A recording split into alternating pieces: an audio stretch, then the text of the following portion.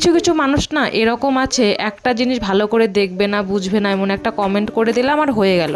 Comment করার আগে না ভালো করে যাচাই করে তারপরে কমেন্ট করা উচিত। তোমরা বলেছো আমি মা হয়ে আমি যদি মেয়েকে এই কথা বলি তাহলে লোকে তো বলবে, আমি কি কখনো বলেছি?